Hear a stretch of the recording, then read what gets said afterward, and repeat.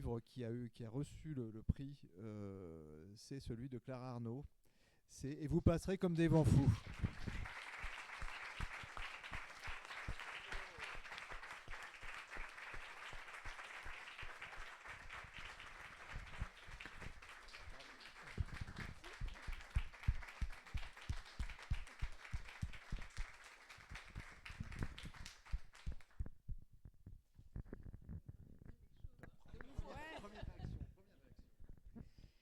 Oui, merci beaucoup. Je vais dire un petit mot rapidement.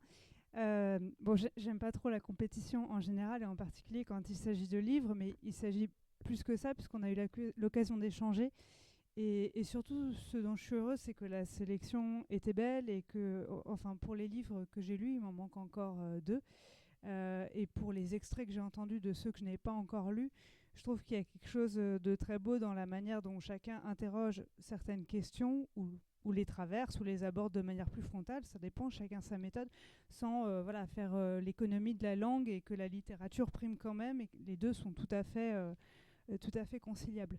Après, moi, comme peut-être des lauréats précédents, enfin en tout cas, à partir du moment où j'étais dans la sélection, je me suis dit, effectivement, est-ce que mon roman est un roman d'écologie?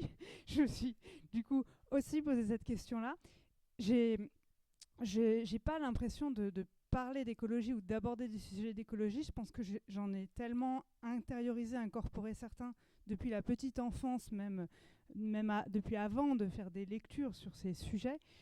Aussi parce que j'ai eu un rapport très fort aux bêtes, aux forêts, voilà, à plein de choses, ainsi un rapport très distancié à la consommation de par mon éducation. Enfin, il y avait plein de choses dans mon éducation qui faisaient que j'étais peut-être très imprégnée et sensibilisée. Mais si on prend écologie au sens littéral, voilà, de l'étude de l'habitat, et l'habitat vu comme un milieu, là, je pense qu'effectivement, c'est ce dont traitent tous mes romans. Et le dernier en particulier, celui-ci, Vous passerez comme des vents fous, il a été écrit depuis l'endroit où j'habite. Et l'endroit où j'habite, bon, j'habite une maison, certes, au fond d'une vallée, vraiment au bout de la route. Mais pour moi, c'est pas très important, la maison. Je suis pas très matérialiste et je suis plus souvent dehors que dedans, sauf quand je dors, même s'il m'arrive aussi de dormir dehors, d'ailleurs. Et la maison, c'est la montagne.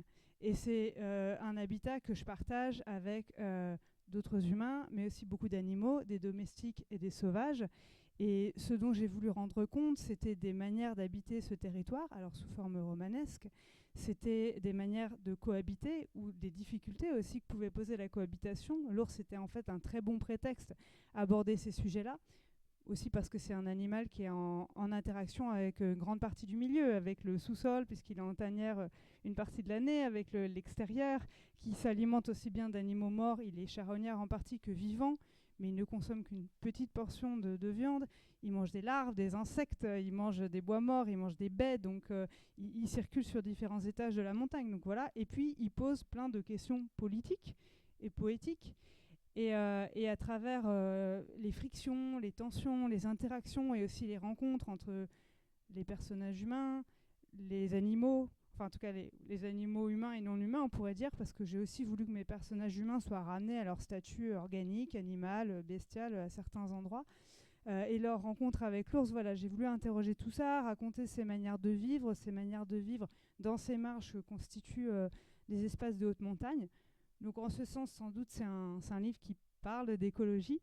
Et puis après, la forme du roman, je voudrais juste en dire deux choses. Ce qui me paraît important, moi, aujourd'hui, et c'est vraiment une position qui est très personnelle, mes romans sont sans doute, je disais ce matin, moins radicaux et militants que je peux l'être dans ma vie personnelle, parce que je vois le roman comme un espace, un territoire, un espace refuge, qui est aussi un espace de liberté, de pluralité, dans lequel j'aime bien, moi, me mettre dans la peau d'autres que moi.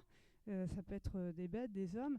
J'aime bien que plein de voix se donnent à entendre, que ma position, alors je ne vais pas dire qu'elle est invisible et que le roman est neutre, mais que en tout cas, le lecteur puisse circuler dans ce territoire-là sans trop savoir quoi penser, ce que moi-même je pense en tant qu'autrice, qui puisse d'ailleurs bouger dans ses propres convictions et qu'en tout cas, il soit amené à considérer les choses d'un autre point de vue.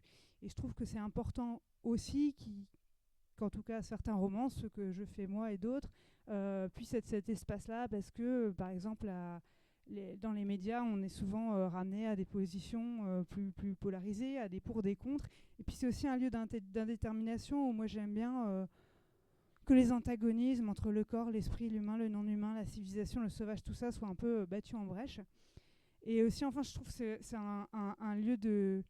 C'est aussi un lieu de liberté parce que c'est un lieu où on peut explorer tous les sens et on s'adresse aussi à l'affect. Et ça, aujourd'hui, sur ces, entre guillemets, questions d'écologie, faire appel à l'affect, à l'intime, aux émotions des uns et des autres, ça me semble extrêmement complémentaire avec le travail que font par ailleurs les scientifiques, les journalistes, les gens qui sont engagés sur le plan plus militant, politique, etc. Ça me semble extrêmement complémentaire parce qu'à un moment on a besoin d'être touché et moi j'écris vraiment pas qu'avec ma tête, mais aussi littéralement avec mes tripes et ma sueur parce que je suis beaucoup en mouvement dehors, en immersion. Et j'essaie de aussi m'adresser à cette partie-là du lecteur, à sa part charnelle, animale, voilà, à son âme, à ses tripes, enfin, et pas juste à son cerveau, à son intellect, avec un discours qui serait parfaitement construit. Donc, je suis heureuse si vous avez navigué comme ça dans ma montagne, celle que j'habite, et qui est aussi celle du Nours, et qui est aussi celle de la latterie clandestine, de plein d'autres êtres vivants.